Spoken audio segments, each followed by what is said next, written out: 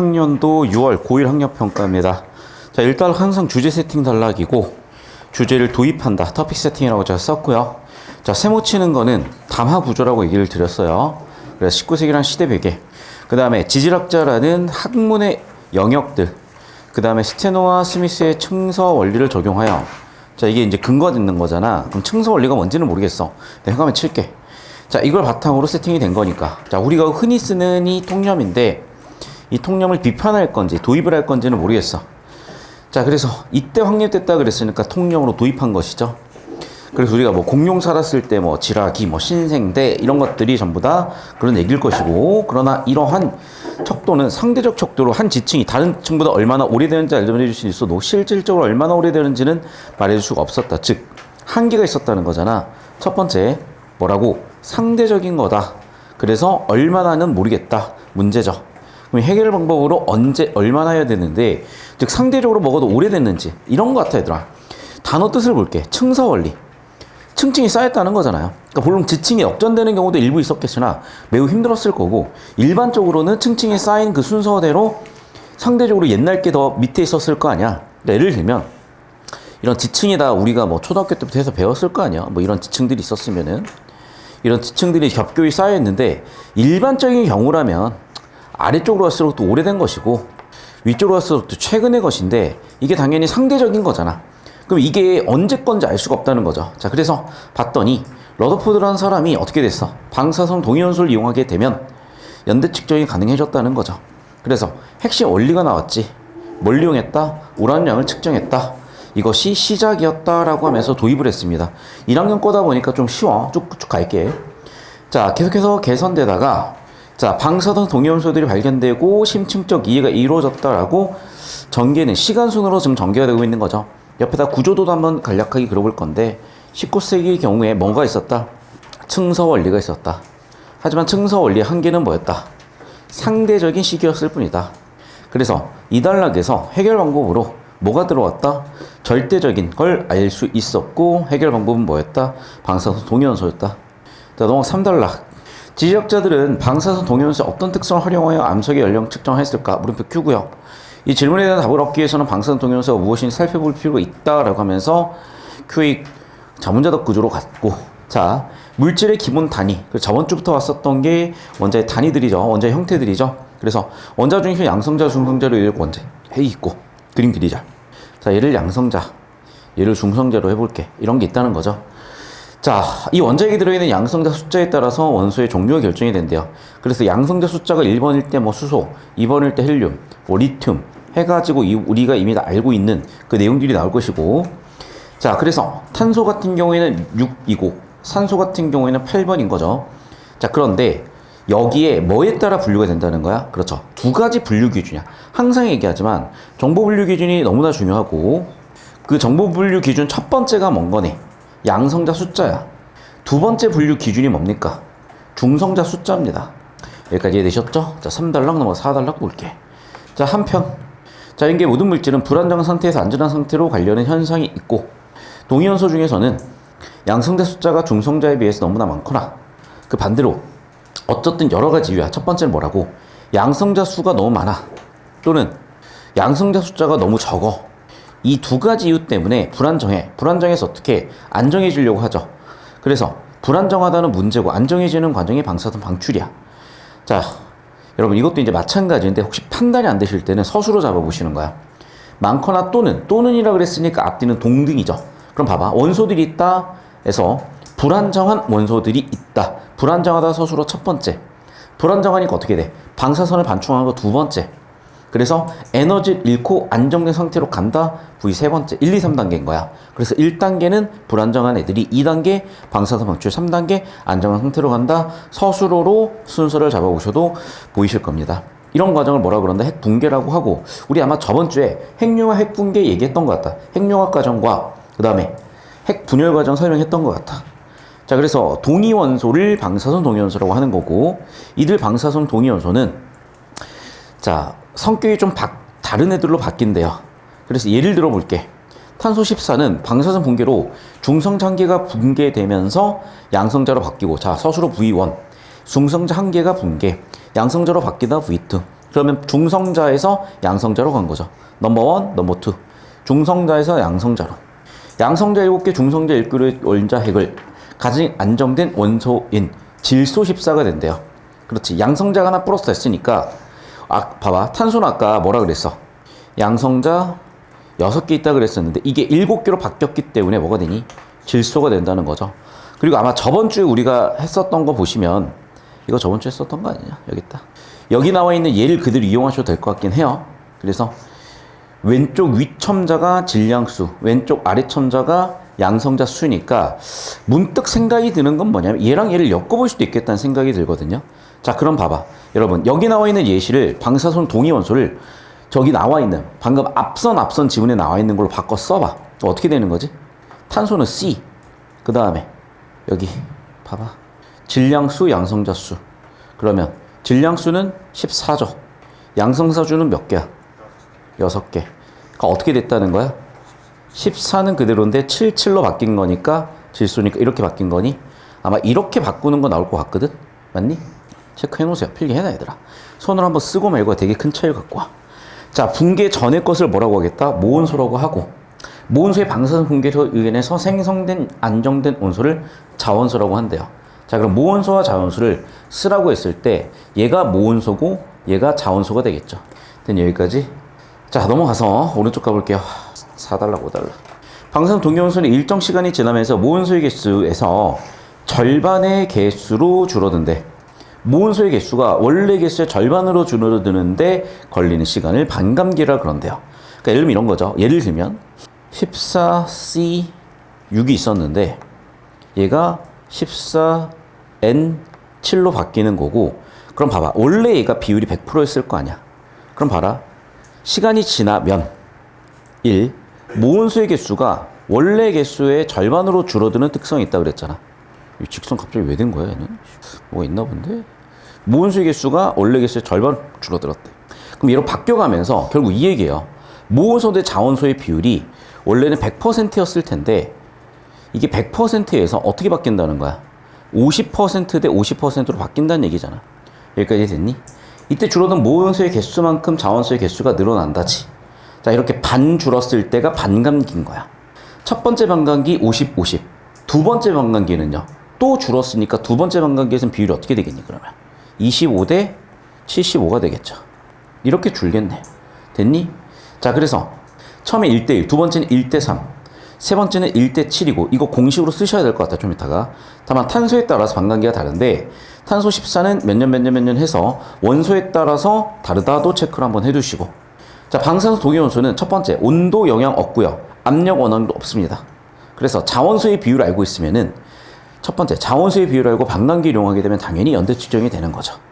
그래서 실제 적용이 있었잖아. 됐니? 자, 여기까지 지문은 끝났으니까 자, 구조도를 그리십시오. 시작. 영상 끊습니다. 자, 이제 여러분이 지금 초등학교 5학년과 혹시 입시를 같이 치를 일이 있어서는 안 되겠지만 군대 갔다 와서 수능 시험에 있을 수도 있는 거잖아. 몇 년 터울이냐, 니네가? 3년, 4년 터울이네요. 5년 터울이네. 군대 갔다 오면 같이 치겠네. 그때 되면 수능이 3과목으로 바뀌어요. 수능 1, 2, 3. 수능 1 과목이 뭐냐? 뇌피셜이 아니라 반쯤 오피셜이야. 국어, 영어, 수학을 통합으로 가르치는 언어 영역이 1교시고요. 수학 가지고 하는 게 2교시고요. 선택 과목 가지고 하는 게 3교시야. 무슨 얘기인지 이해되세요? 그러니까 내가 국영수를 다 가르치는 게 22년이 좀 빨랐던 거지. 이제 10년 뒤면은 내가 국영수를 다 가르치고 있을 거야. 아니, 맞잖아. 이게 뭔데? 이게 국어냐? 이렇게 나온다는 거야, 앞으로. 그리고 봐봐. 수학이랄 것도 없지만 수학 공식을 우리가 만들 수도 있잖아. 이렇게 만들 수도 있어요. 예를 들면 질량수를 A라고 했잖아. 그 다음에 양성자수를 G라고 했잖아. 여기다 하나 더 써보자. 중상자수를 Y라고 쓰면 되겠죠. 그럼 여기서 공식 하나 뽑아낼 수 있을 것 같은데 어떤 공식을 뽑아낼 수가 있니? 질량수 A는 Y 플러스 G라고 쓸 수가 있잖아요. 여기까지 되셔? 그러니까 이런 식으로 별거 아닌 거예요. 그런데 너희가 이런 걸 어디서 본 학생들이 있을 거야. 너희가 중3 때 과학고 입시를 준비한 친구들은 이런 논소 수령을 준비를 합니다. 그래서 이걸 그냥 하시면 되고, 저는 아무리 봐도 학교 선생님께서 우리 압압 지문 있죠? 얘랑 얘를 엮어서 낼 가능성이 나는 너무 높아 보이거든. 자, 그래서 다시 한번 얘기하지만 여기까지 같이 연습을 해 두십시오. 자, 일단락은 전개 방식이 당연히 시간순이야. 뭐 이런 건 안 나와, 니네는. 나오더라도 그냥 풀겠죠. 그럼 시간순에 따라서 어떻게 발전한 건데 상대적 척도 자체도 장점이지만 그 자체가 한계이기도 하죠. 해결 방법으로 뭘 들고 온 거야? 방사선 동연수를 들고 온 거야. 그래서 결과적으로 절대적 척도, 즉 시간대를 확실하게 계산하게 된 것이고 2단락 도입은 자문자답으로 갔죠. 그러니까 1, 2단락은 뭐야? 비교대조야. 3단락은 뭐야? 자문자답으로 갔는데 이제 3단락부터 있는 원리가 첫 번째 일단은 이렇게 뭐라고? 원소의 구성에 대한 설명이야. 원소의 구성은 그래서 중성자, 양성자 더해서 질량수로 표현한다는 것도 알 것이고 그래서 X 그 다음에 A, G를 뭐로 정의하는지도 보였을 거고 이제 두 번째 원리는 뭐냐면 3단락의 주제인 방사선 동위원소야. 방사선 동위원소는 양성자 수는 동일한데 중성자 수가 달라. 그러다 보니까 생기는 문제인데 그러다 보니까 얘네가 불안정해질 수 있다는 거야. 그럼 불안정한 문제는 해결해야 되겠죠. 그래서 불안정한 문제에서 안정해지기 위해서 방사선 붕괴라는 걸 하는데 구체적으로 방사선 붕괴는 그럼 뭐냐? 이거야. 중성장기가 양성장기로 바뀌는 과정에서 에너지 방출하면서 방사선 붕괴라는 걸 하는 거고 그러면 개수는 어떻게 되니? 6 플러스 8에서 7 플러스 7로 바뀌는 거니까 원자기온 이렇게 써주시면 되겠죠. 자, 그럼 그 결과 어쨌든 탄소 14번이 질소로 지금 바뀌고 있는 거잖아. 자, 인쪽으로 와볼게, 그러면. 자, 이제 여기까지 4단락 끝났고, 이제 5단락이고요. 선생님, 여기 기준으로 좀 잡아주세요. 자, 그러면 지금까지 원래 3개 나왔다. 첫 번째 뭐라고? 원소를 어떻게 하면 원소의 구성을 뭐라고 표현할 것이냐. 그래서 다시 한번 정리하면, 원소도 정확히 원소가 원자네. 죄송해요, 왔다 갔다 해서. 자, 원자는 그래서 질량수, 양성자 수, 중성자 수로 바꿀 수 있다 그랬고, 다시 이쪽으로 와서. 첫 번째 원리가 그거. 두 번째 원리는 뭐니? 정이죠. 방사선 동위원소에. 세 번째 원리는 뭐니? 불안정한 상태면 안정한 상태로 가기 위해서 중성자 하나를 양성자 하나로 바꾸는 방사선 붕괴라더라. 자, 5단락, 6단락인데 5단락 와서요. 이제 봅시다. 자, 반감기라는 거는 무원속의 2분의 1로 줄어드는 시간이래. 자, 그럼 봐봐. 이거를 비례식 계산을 해야 되실 거거든요. 그래서 원래는 얘가 100%였는데 절반 줄었죠. 그러니까 5대5가 되는 시간에 한 번 시간이 있었을 것이고 다시 그 5가 2.5로 줄면서 1대3이 되는 시간 그 2.5가 또 12.5로 줄면서 되는 시간 또 걔가 6.25가 되면서 줄어드는 시간으로 해서 계산이 되실 거고 아마 선생님에 따라서는 그렇게 내시면 안 되지만 10회 했을 때 얼마가 나오냐는 문제가 나올 수도 있는 거야. 맞니? 계산해 그러면 10번 하면 어떻게 되니? 계산을 어떻게 하셔야 될까요? 두 가지가 있어. 노가다로 10번 하시는 짓을 하셔도 되지만은 공식 하나 만들어 보셔도 돼요. 지금 공식 만들어 볼 거야. 좀 이따가. 자, 6단락이다. 마지막 5번째 원리인데 원소의 종류에 따라 반감기가 달라지고 온도나 압력 같은 거는 반감기에 영향을 주지 못하기 때문에 원소의 종류에 따라서 우리는 비율을 가지고 반감기를 추정해 볼 수 있겠다라고 얘기했고 마지막 하나 더 얘기한다. 이거 10회, 100회도 만들 수가 있잖아.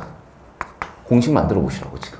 되셨어? 자, 여기까지 정리하고 구조도는 필기하시고 영상 끊었다 갈 거고 공식 작성 시작. 정말 잘 보자. 이게 이제 과학고 입시인데 앞으로 수능에도 얘가 들어올 거고 여러분 학교는 서술형 내는 거 보면 학교 선생님께서 이걸 감을 잡고 계셔서 내실 가능성이 좀 보이는데 자, 여러분이 지금 뭘 하고 있는지 알고 하시는 게 좋다고. 자, 잘 들어. 우리가 수능에서 여러분한테 측정하고자 하는 건 두 가지적인 측면이야. 첫 번째는 지식이야. 오케이? 두 번째는 능력이야. 그럼 예를 들면 이런 거야. 우리가 수열이라는 개념을 알고 있느냐, 쉽게 얘기하면. 그럼 수열이라는 개념을 가지고 첫 번째, 계산 능력을 가지고 있느냐, 이해 능력을 가지고 있느냐, 추론 능력을 가지고 있느냐, 문제 해결 능력을 가지고 있느냐인데, 벌써 이제 하품하시는 거 보니까 빨리 할게요. 추론은 두 가지가 있어요. 첫 번째는 발견적 추론이요. 두 번째는 연역적 추론이요. 자, 여러분이 지금 여기 지금 학생 중에 한 5명 정도가 공식을 만들었는데 100% 발견적 추론을 하셨어요. 어떻게 발견적 추론을 했냐? 제가 수열이라고 이름 붙였잖아. 자, 이런 거야. 자, 얘를 여러분이 기준을 잡고 싶었을 거야. 1로. 기준을 잡아보면 얘를 1로 기준 잡으면 사실 1대 1이야. 맞니? 그래서 여러분이 이런 발견적 추론을 했을 거야. 자, 1대 1이고, 1대 3이고, 1대 7이고, 1대 15고. 그럼 뒤쪽에 있는 이 숫자를 발견을 해봤더니, 이거 2의 n제곱 마이너스 1이구나라고 발견을 하는 거지. 이해됐어? 이런 게 바로 발견적 추론이야. 두 번째는 뭐냐면 봐봐. 2를 거듭 제곱했으니까 얘는 무슨 수열이니? 항의 비가 같은, 한간의 비가 같은 등비 수열이야. 그럼 등비 수열에서 뭘 빼주면? 1 하나 빼주면 되겠구나야. 여기까지 되셨어? 자, 잘 들어라. 얘를 연역적 추론으로 점화식으로 만들 수도 있어. 그런데 이 점화식을 만들어내는 사고 과정보다 발견적 추론이 훨씬 더 빠른 거야. 훨씬 더 효율성이 높은 거야. 그래서 실제로 수능에서 여러분한테 물어보는 수열이 이제는 등차등비 수열밖에 없고 발견적 추론으로 나머지 피보나치 수열, 조화 수열, 몇 급수, 점화식, 오만잡다한 걸 전부 다 발견적 수열로 주는 이유가 왜 그런 거냐?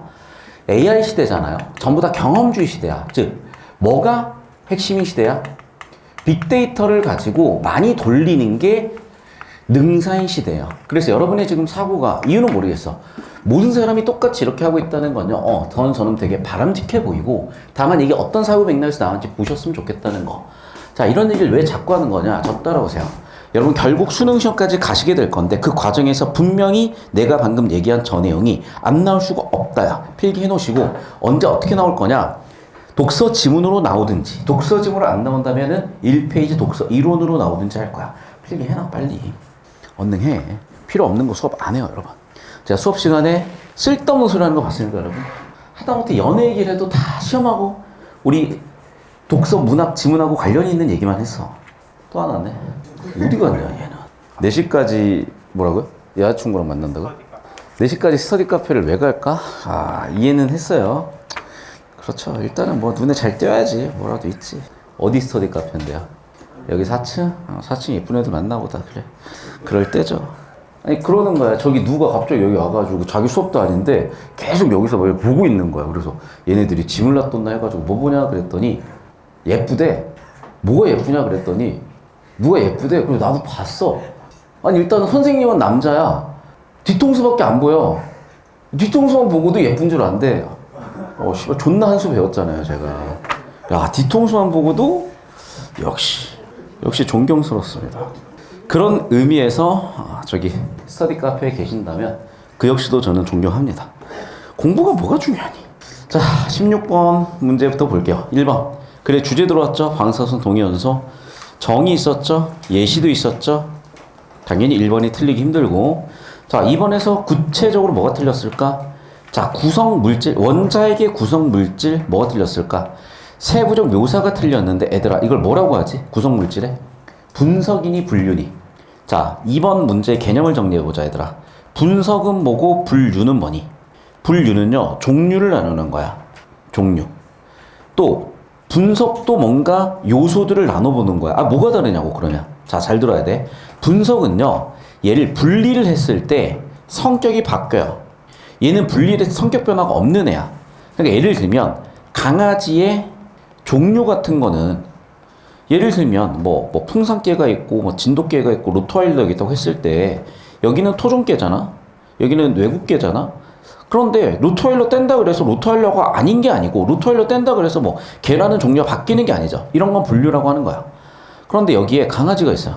근데 갑자기 강아지의 머리를 뜯어. 팔을 뜯어. 그러면 얘는 강아지가 아닌 게 되잖아. 즉 분석을 하는 순간 성격 변화가 생긴다고. 자 그러면 질문이야. 우리 이 원소 또는 원자는 분석이니 분류니? 자 분석도 가능하고 분류도 가능한데 원자에게 구성 물질이잖아요.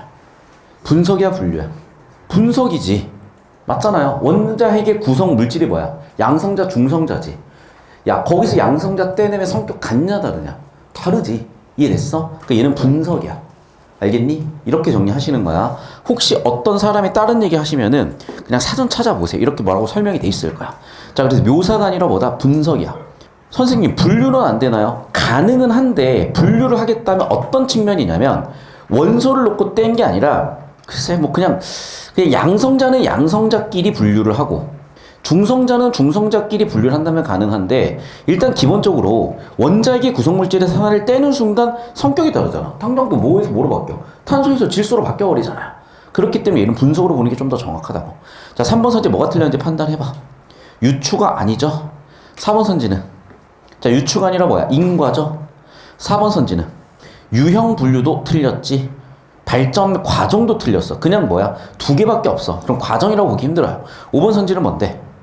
인용이 없어. 됐어? 이렇게 전개 방식 엄밀하게 좀 따져보시라고. 이런 사소한 거에서 실수 하나 하시려면 지금 손이 바쁘셔야 돼. 자, 필기하세요. 필기하면 실수 준다. 17번. 실수하는 애들의 공통점 뭐냐면 귀찮아하는 거야. 1번 선지. 방사선 동위원소의 핵은 불안정하여 붕괴된다. 맞는 거 아니에요? 핵심 원리 몇 번이야? 원리 3죠. 원리 3. 질소 14의 원자 핵은 양성자 숫자, 중성자 숫자 같아서 7 플러스 7, 14. 얘는 몇 번이야? 얘도 지금 원리 3이죠. 방사선 동위원소의 반감기는 온도 압력의 영향을 받지 않는다라고 나와 있고 몇 번이야? 원리 5번이죠. 19세기 초 지질학자는 정확히 할 수 없었다. 일단락 도입부죠. 자연계의 모든 물질은 불안정한 상태에서 안전한 상태로 가려는 성질이 있다. 몇 달락 원리야? 4달락의 핵심 원리죠. 정답 몇 번 나왔니? 3번 마무리 되시겠습니다. 되셨죠? 필기 빨리 하세요. 그렇지. 우리가 학원을 다니는 이유가 뭐겠어요? 뭐 공부하러 오는 거겠어요? 예쁜 여자들 보러 오는 거겠어요? 부자겠죠 뭐. 자 봅시다. 빨리 필기 하세요. 공부한 이유가 뭔데? 야 우리 때도 학교 급훈이 뭐였냐? 우리 반 급훈이 뭐였냐면 지금 공부를 하면 미래의 여자친구가 바뀐다. 뭐 이런 얘기가 있었기 때문에 열심히 연애하고 다니십시오. 자 18번 문제 볼게. 어떤 방사선 동위원소 가가 붕괴할 때 시간에 따른 모온수와 자원수의 함량이고 봐라. 아까 전에 이걸 수식으로 쓰라 그랬고 여기는 뭐라고 썼어 지금? 그래프를 적어놨죠. 됐니? 자 그럼 봐봐. 이 비율에 대한 부분인데 자 우리가 이미 다 이해하고 있는 거고 1대 3이면 반감기 몇 번 지난 거야? 2회 지난 거지. 그래? 그럼 반감기만 알고 있으면 되는 거지. 자 그럼 봐봐. A와 B인데 A는 점차적으로 양이 줄어오는 거니까 당연히 모온소라고 해석을 해야 될 것이고 필기해놔. B는 점차적으로 늘으니까 자원소가 되겠죠. 그래서 얘기했지만 1번 선지는 항상 지문하고 보기에 대한 이해를 묻는다 그랬었고 모온소 자원소 이해가 되셨고 암석 S의 생선 시기는 4학년 전이래. 자 그럼 뭘 봐야 돼? 뭘 봐야 되더라? 자 암석이 생성될 때 가를 함유하고 있고 등등이 없었고 동위원소 가를 측정한 결과 1대 3이었고 그럼 봐. 2번을 하려면 그래프 해석을 해야 되는 거잖아. 그래프 해석을 해보자. 자 그럼 봐. 지금 1대 3을 찾아. 1대 3 언제야? 자 봅시다. 이쯤 되니 지금? 여기는 정확히 1대 1이잖아. 그러네. 반감기는 몇 년이야 그러면? 2억 년이라는 게 참고가 되겠네. 그래서 정리합시다. 반감기는 2억 년 추정이 됐고 맞니? 1대 4가 여기에서 1대 3이었잖아. 1대 3이었기 때문에 반감기 2억 곱하기 2여서 4학년 확인이 됐을 겁니다. 자 3번 선지. 4번의 반감기를 거치면 처음의 양은 16분의 1로 줄어든다. 맞니? 2분의 1이 몇 번 들어오니까? 4번 들어오니까. 공식 쓰시면 바로 보이셨을 거고 모온소 자연수 비율이 1대1로 같아지는데 걸리는 시간 2억 년이다. 우리가 정리한 거 다 보이셨을 거고 정답은 5번인데 다시 한번 얘기하지만 모온소가 줄어드는 만큼 자원수로 가기 때문에 어렵지 않게 마무리가 됐을 거고 자 20번 문제 풀고 마무리입니다. 필기하세요 빨리. 얘는 순서를 바꿔놨다니 왜 어휘 문제가 먼저 나오냐. 자 넘어가서 볼게요. 탄소 14는 내다가 아마 숫자를 못 맞췄구만. 미안해 얘들 혼자 웃어가지고. 이게 뭐냐면 출제자들이 문제를 내다가 숫자를 못 맞춘 거야. 그러니까 어휘 문제를 넣어야 돼. 내 생각에는 19번까지 끝났어. 근데 끝나고 이제 문제를 개수를 세보니까 하나가 줄었나 봐. 하나가 없었나 봐. 그리고 20번 문제를 집어넣어놨는데 20번 문제가 원래 먼저 나와야 되는 건데 순간적으로 놓치셨겠죠. 봐. 탄소 14는 일정한 비율로 계속 붕괴하고 있지만 대기 우주선 충돌로 인해서 계속 공급이 된대. 연구하면 지구대기 탄소 14의 생성 비율이 탄소 14 방사선 붕괴 비율과 같으며 대기 중에 존재하는 탄소 12와 14의 비율, 구성 비율은 대체로 일정하대. 이게 도대체 무슨 얘기니? 이게 도대체 무슨 얘기야? 수학 해석을 해야 되는 거네. 자, 여러분 잘 들어. 의미 구조가 안 잡히면 첫 번째 뭐 잡으라고 그랬어? 문장 구조 잡으시라고요. 두 번째는 담화 구조 잡으시라고. 자, 여기 나와 있는 얘가 지금 의미가 지금 잘 안 들어오거든요. 왜 그러냐면 수식을 줄글로 풀어놨기 때문이야. 좀 이따 한번 정리해보고. 식물들은 대기 중에 이산화탄소와 물을 흡수해 강합성을 하므로 모든 식물들은 약간의 방사선탄소를 가지며 자 봐봐. 문장 1번이고 문장 2번인데 식물들에서 뭘 얘기한 거야? 그렇지. 이산화탄소를 바탕으로 강합성을 하기 때문에 방사선탄소를 가질 수밖에 없는 거죠. 그럼 결국에는 이산화탄소를 흡수해서 하기 때문에 당연히 얘네가 가지고 있는 비율은 대기 중 비율과 동일할 거 아니야. 봐, 어디서 왔니? 대기 중에 쐈으니까 대기 중의 비율과 당연히 동일하겠죠. 또 결국에는 그걸 먹었으니까 마찬가지로 식물을 통해서 동물도 갔으니까 모두 다 비율이 동일하겠죠. 그런데 자 이제 세 번째 문장이야. 세 번째 흐름이야. 죽어버리면 더 이상 배출하지 않아. 그러다 보니까 비율 변화가 생겨버리지. 방사선 동위 원소인 탄소 14는 질소 14로 바뀌기 때문이야. 결국 정리하면 이렇게 되는 거네. 자, 죽은 생물 그래서 화석이나 이런 걸 봤을 때 우리는 이게 언제 묻혔는지 알 수 있는 근거가 지금까지 나와 있던 거죠. 됐니?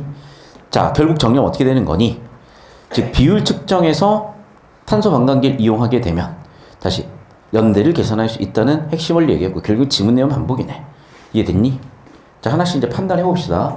자, 그럼 봐봐. 우리는 이미 첫 번째 문장에서 기준이 되는 대기, 그 다음에 생존에 있는 식물, 생존에 있는 동물의 방사선의 비율을 알고 있죠. 방사선 동위원수의 비율을 알고 있죠. 그런데 두 번째, 얘네가 죽어버리면 더 이상 대기랑 같질 않아 비율이. 그러면 얘네는 죽은 상태에서 다른 비율이 생겨나죠. 그럼 결국에는 이 비율과 이 비율을 추정하기만 하면 얘네가 언제 죽은 애들인지 추정이 가능하다는 거죠. 그래서 1, 2, 3단계의 3단 논법으로 사고 흐름을 잡아놨고 연역법으로 사고 흐름을 잡아놨고 1번 선지 탄소 14를 이용한 연대 측정법이 연대 측정의 범위는 제한적이겠군. 제한적인 이구가 없죠. 왜? 원리를 이용하면 다 알 수가 있으니까. 2번 선지 시간이 줄어들수록 자 그래서 지금 두 개는 지문 내용에 대한 보기에 대한 원리가 이해가 될 것이고 3번 방사선 붕괴는 죽은 생물 내 탄소 12와 탄소 14의 비율에 변화를 일으키겠군. 왜? 당연하죠. 이게 생존에 있다면 대기 중의 걸 받아서 그대로 있겠지만 죽었기 때문에 지금 뭔가 배출도 안 할 것이고 방사선 붕괴만 일어날 거기 때문에 방사선 붕괴의 결과 비율 변화가 당연히 생기겠지. 4번 선제 탄소 14를 이용한 연대 측정법으로 살아있는 생물의 나이를 측정할 수가 있는 거 아니겠냐? 아니야. 아, 살아있는 생물을 알 수가 없는 거지. 왜? 이건 죽어있을 때 쓸 수 있는 거니까. 맞죠? 살아있는, 맞는 내용이고 정답 5번 선지 되겠네. 죽은 생물 안에 남아있는 질소 14의 양만 알아도 생물이 죽은 연대를 정확히 추정할 수 있게끔 자 이거 판단해봐. 5번 선지 뭐가 틀렸는지 판단해봐. 고쳐보세요 여러분. 그러면 5번이 틀린 건 맞아? 왜 틀렸는지 빨리 고쳐봐. 고친 사람 손 빨리 고쳐. 고쳐 빨리. 뭐라고 고쳤어? 정확히 고치세요 여러분. 얘들아 한 글자가 틀린 거야 사실은. 또는 어떤 단어를 보충해줘야 돼. 근데 5번이 틀린 이유를 정확하게 고르셔야지. 5번 왜 틀렸어요? 어디 있어? 뭐라고? 가스 상태로 날아가기 때문에. 자 얘들아 두 가지로 풀 수가 있어. 니네가 얘기한 대로 지금 외부로 빠져나간 대로 풀 수도 있거든. 다른 걸로 설명해봐 얘를. 다른 이유로 설명해보라고. 자 봐봐. 이제 아마 제가 생각했을 땐 그거예요. 자 물론 얘는 빠져나가기 때문에 양 자체가 없으니까 틀렸다라고 봐도 되는데 문제를 좀 어렵게 내자면 이런 거야. 예를 들면 비율 측정으로도 알 수가 있는 거잖아. 이해됐니? 이해됐어? 자 정리하면 하다. 정리하면 본다. 지금 질소 14가 나가기 때문에 틀렸다라고 얘기하셔도 되지만 우리가 글의 주제는 방사선 동위원수의 비율을 가지고 측정하는 거니까 동위원수의 비율 가지고 추정할 수 있다라고 바꿔 써주시는 것도 좋겠다고. 됐어? 두 가지 방법으로 써놓으십시오. 자 정리되셨으면 영상은 여기까지입니다.